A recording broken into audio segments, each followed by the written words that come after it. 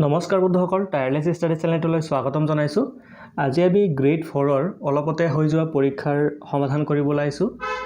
এই প্ৰশ্নসমূহ বিভিন্ন চ'ৰ্চৰ পৰা আৰু ষ্টুডেণ্টৰ পৰা সংগ্ৰহ কৰা হৈছে, গতিকে অলপ ভুল ত্ৰুটি হোৱাটো স্বাভাৱিক। যদি কিবা ভুল ত্ৰুটি হয় তেনেহ'লে ক্ষমা কৰিব। প্ৰথম প্ৰশ্নটো চাওঁ আহক। Who was the last king of Ahom?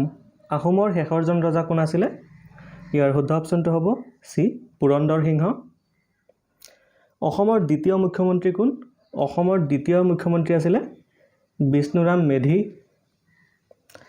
3 number প্ৰশ্ন, অসম চিকিৎসা মহাবিদ্যালয় ক'ত অৱস্থিত?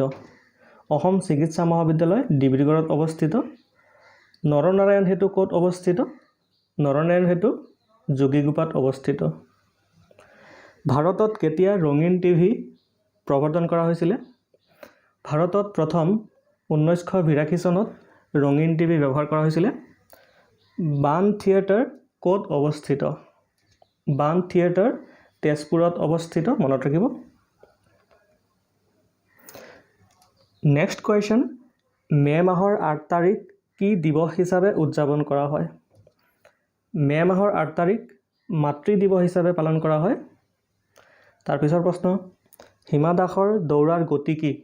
হিমা দাসৰ দৌৰৰ গতি হৈছে 50.79 ছেকেণ্ডত 400 মিটাৰ দৌৰি অতিক্ৰম কৰিছিলে, ৰেকৰ্ড কৰিছিলে।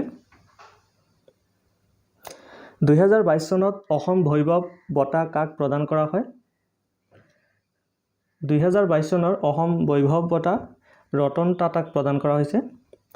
ৰাছিয়া আৰু আলাস্কাক কোনটো জলদ্বীপে সংযোগ কৰিছে? ৰাছিয়া আৰু আলাস্কাক বেৰিং দ্বীপ অৰ্থাৎ বেৰিং ষ্ট্ৰেইটে লগ লগাইছে। ছুনামি ক'ত হয়? ছুনামি মহাসাগৰত হয়। কুৱেশ্যন নম্বৰ 12, জিম্বাবুৱেৰ ৰাজধানী কি? জিম্বাবুৱেৰ ৰাজধানী হৈছে হাৰাৰে। বাংলাদেশৰ মুদ্ৰাৰ নাম কি? এইটো অতি সহজ প্ৰশ্ন, টাকা। নীতি আয়োগৰ মুখ্য কাৰ্যালয় ক'ত? নীতি আয়োগৰ মুখ্য কাৰ্যালয় নতুন দিল্লীত আছে। শিক্ষাৰ অধিকাৰ আইন কোনটো আৰ্টিকলত আছে? শিক্ষাৰ আৰ্টিকল 21 ক্লজ 8 আছে। শেহতীয়াকৈ অসমৰ নতুন কেবিনেট মন্ত্ৰী হৈছে জয়ন্ত মল্ল বৰুৱা। কোনটো ট্ৰফী আন্তঃ মহাবিদ্যালয় প্ৰতিযোগিতাৰ বাবে দিয়া হয়? ইয়াৰ শুদ্ধ অপশ্যনটো হ'ব বৰদলৈ ট্ৰফী। UAEৰ মুদ্ৰাৰ নাম কি? UAEৰ মুদ্ৰা হৈছে দিৰহাম। কোনটো খেলত বল ব্যৱহাৰ কৰা নহয়? বেডমিণ্টন খেলত। ডুৰণ লাইন কোনটো সংযোগ কৰিছে? ডুৰণ লাইনে পাকিস্তান আৰু আফগানিস্তানক সংযোগ কৰিছে, মনত ৰাখিব।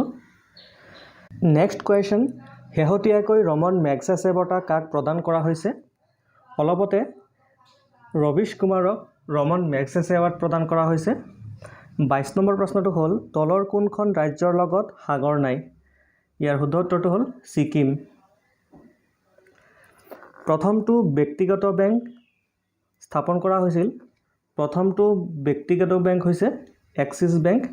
এক্সিছ বেংক স্থাপন কৰা হৈছিলে 1993 চনত।